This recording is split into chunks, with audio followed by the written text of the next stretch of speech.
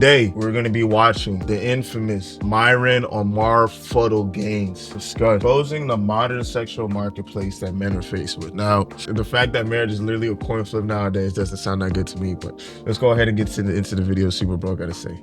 Let's assume you want to stay single, right? And you want to be a top womanizer. Hire chicks, make them sign NDAs, and go from there. Just get escorts. I don't condone it. I don't like it, but I know that a lot of you guys want to do it. You know, it's the safest way to do it, right? If you're going to go ahead and... I say fuck safety. When it comes to relationships, especially nowadays, right, they're so transactional that like what he's saying does make sense. It's crazy how like as a celebrity, right, before your star power was low-key the NDA. Let me give an example. Let's say you was LeBron James in 2012, 2013. Coming up, you're this big star and stuff. If LeBron wanted to, I'm not saying he has. LeBron, don't send the black vans on me, please. But if LeBron wanted to back in the day, he could definitely go ahead and get like a chick. And 9 times out of 10, she probably wouldn't say shit back in the day. Nowadays that celebrities and people can like, they communicate, there's no barrier of entry. It's like back in the day, you mess with a celebrity, first of all, nobody would believe you. And second of all, it was like the barrier was wider, so you didn't even want to like mess that up. Nowadays that people can have access to these celebrities got access to us. It's like these celebrities get to come down like the hand of God, and like if they want your girl, they can like pick your girl, like just DM her, hit her with the DM, pick her up off the ground, send her back. You know what I'm saying? If you want to get married, which I know a lot of you guys probably do, the best way to go about it is to get married with only the religious institution. In other words, if you're Muslim, you're going to a mosque and letting an imam do it. If you're Christian, you're marrying in the church. If you're Jewish, you go to the synagogue or wherever they do it. You don't fucking sign a marriage certificate. You don't get involved with the state. You figure out your state's laws when it comes to common law marriage, right? Maybe you don't cohabitate. You basically do everything in your power to ensure that the marriage is only religious and ceremonial, not legislative with the state involved, okay? Now, with that point, right, it's gonna be hard to convince a girl of that shit. And let me explain why. A lot of girls have a problem with anything where a dude tries to protect himself, like on his back end, you know what I'm saying? Because if you really think about it, marriage is beneficial for both parties.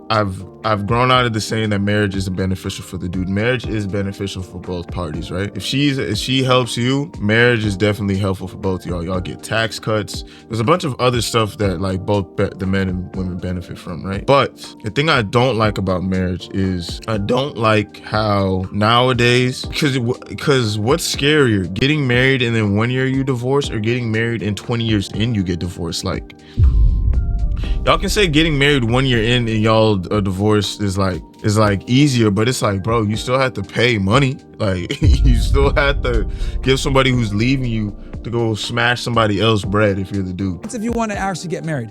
And the reason for this is when you marry women, you need to make it where they don't have an incentive to leave you.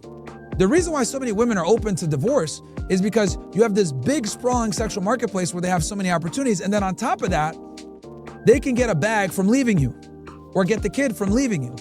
So your job as the man, this is your duty when you get married, not hers, by the way. It's your duty to maintain the leverage. It's your duty to do your due diligence, talk to a family lawyer, understand the family laws, understand what you can and can't do, understand if you need to cohabitate with her or have separate addresses to protect yourself. Like, it's on you guys.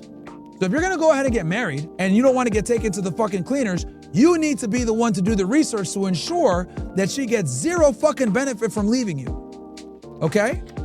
So I think as dudes, it's in your best interest, because the main reason why women won't leave bad situations is like emotional attachment. You hear it all the time. Girls will go back to dudes that aren't treating them good and stuff like that. But that's like usually when they're younger, right? When women get older, the main thing that stops women from leaving dudes is financial. You get what I'm saying? So if you want the card game to be even and stuff, right? It's in your best interest to put it like, hey, if you want to leave me because you're not in love. You're not leaving me because you're about to get half of my shit. Now, if y'all have kids, you know, she's been a good mom and stuff like that, don't leave. Don't be a vindictive dude. I don't like vindictive shit, right? Like if she's been a good mom, but y'all just ain't in love anymore and she gotta leave, bro, give that girl some money to take care of your kids.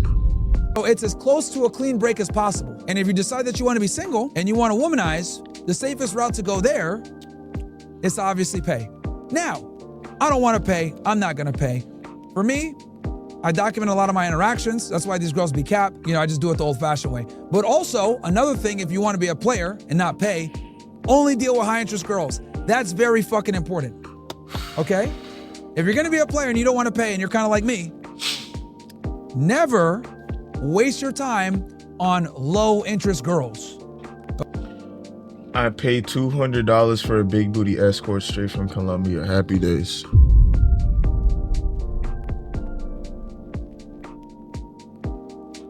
Okay? Only high-interest girls that put a majority of the work up front to fuck with you. Because I'm telling you guys, one of the most miserable things ever is dealing with women that are low interest. It is fucking miserable. Miserable. Don't do it, bro. Cut your losses, go talk to another girl. The time and energy you're gonna spend on bringing a girl up to higher interest that's on low interest, you could have went and talked to a bunch of other girls that might find you attractive. I hope most of y'all have dealt with a girl that actually liked you, right? Compare her behavior to the new girl you're talking to right now and think, is she even giving me like 3 of the things this other girl's doing for me? Like, girls try to act like they're all different when we're like different, like versus their type and not their type, bro. If a girl finds you attractive and she likes what you're saying, bro, it's the same conversation, bro. It doesn't matter if a girl likes you, it doesn't matter if you're a player or not. She's gonna delude herself anyway. The same way I delude myself when I see a fat ass. Like, I know you're not a good person. I know you're a piece of shit. But guess what? I need to get behind that motherfucker. You know what I'm saying? So now, let's be honest here. If you constantly get rejected by girls, or you're constantly having to bring girls up in this nigga's camera is fucked like mine. Interest, and you're always starting from a low deficit, that means your sexual market value is low. You need to go back to the fucking drawing board and then re-enter the sexual marketplace when you're higher, when your SMV is higher. Some of you niggas have shitty ass SMV and deserve to be fucking incels. I'm not gonna lie, bro. So get your sexual market value up to at least a 7. I genuinely believe that every man can be a 7. Every single one of you motherfuckers watching this show could be a 7. Nah, we ain't doing that. Nah. Unfortunately, not every man can be a 7, man. It is unfortunate. The way shit used to work is that money used to give you, I'd say, 2 to 3 points, right? And you didn't even need a lot of money. You just needed money. You just needed a job. And you're automatically a 7. Nowadays, shawties can work for themselves. Shawties don't need men for financial stuff anymore, right? They place more stuff on physical, mental, and emotional levels now. You feel me? If you're physically her type, you can probably get in there, but you won't be able to keep her. So it depends on your prerogative.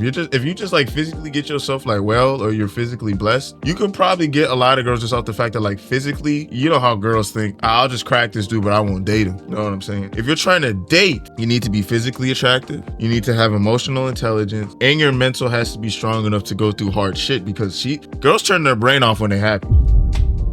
While you're stressing out trying to figure out, or maybe you're not stressed out, but you have to bear the brunt of all the emotional stuff, because the only way she's going to function in the way that you want her to is when she's happy and when her brain is turned off, unfortunately. Like that's how most girls see it. That's how most girls want to do it, right? Now, for you brokies that said that you can't pay $10 to join OSS, you guys got a lot of work to do. I ain't gonna lie. Okay, even if you're handsome, you got a lot of work to do. If you can't afford $10, bro, you shouldn't even be thinking about women at all. Okay, so get your S&P up to a 7, and then only deal with high interest women. Medium to low interest, bro, you can do it. I know some of you weirdos like to, it's called doing, I got a project. I know some of you guys like to do that shit. I don't think it's worth it, bro. I ain't doing that shit. I do not got time to talk to low interest women anymore. Before, I've done it before, when I had more free time, when I was younger, but now, fuck no. You are not. Yeah, like I don't know if y'all can see it, but like that young lord nigga says, impossible for every man to be a 7. It's impossible.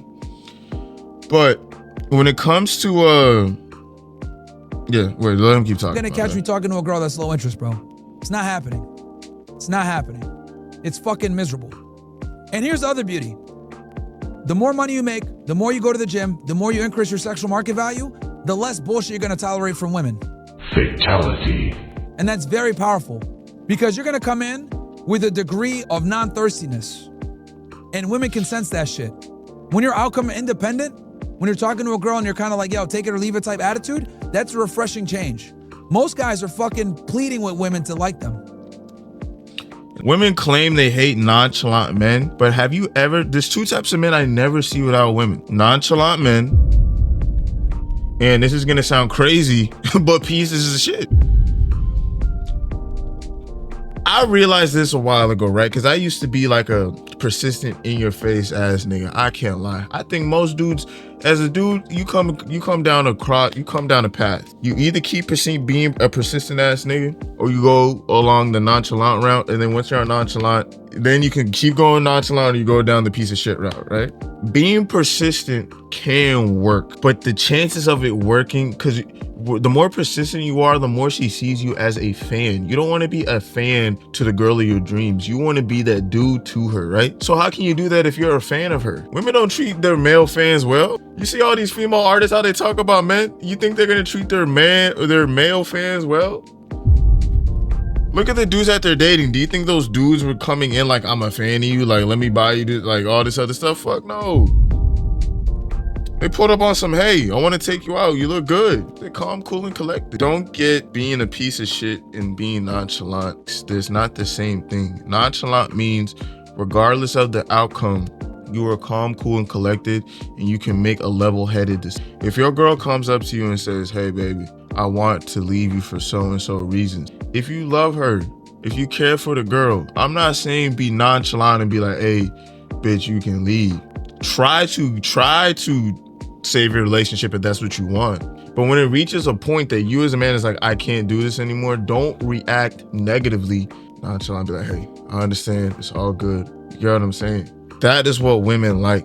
Women like men that have the ability to do both. They can be persistent and nonchalant on a whim. Tailor their answers to the girl. Meanwhile, you get a guy like me and I'll say, well, that was stupid, if she makes a stupid comment. I've done that before on dates plenty of times. Girls say something dumb, I'll say, yeah, that was dumb. And they'll look at me crazy. But the fact that I can literally tell her that she's dumb, it's refreshing. It's refreshing to a lot of women. And sometimes you need that shock value to get girls to respect you. So the goal, guys, here, you have two choices. Okay, so in regards to the last thing he said, right? I will never call a girl stupid or make a girl, do that type of shit on a date. And let me explain why. It is always better to get a girl comfortable so she snitches on herself versus you make her uncomfortable, make her act like a robot and try to do everything to please you, right? And let me explain why. You will learn the most about a woman when she is comfortable, not when she is uncomfortable. If you think a girl is a potential hoe or she's potentially doing some weird shit, you have to give off this energy that you're not going to judge her, even if you're judging her. Everybody judges everybody.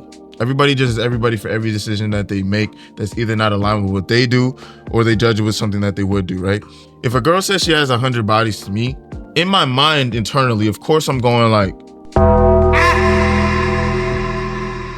how do you have the time? But outwardly, I'm like, oh yeah, that's not that crazy. Like, go ahead, tell more. Because the more information that you have, the better decisions. When you start being like a drill sergeant, don't say this, don't say this. It's not going to change her. She's just not going to do certain stuff around your ass. She's still going to do it, just not around your ass. Like, girls are very good at doing stuff on the side because the people that want them know how to shut up and not tell on themselves to you.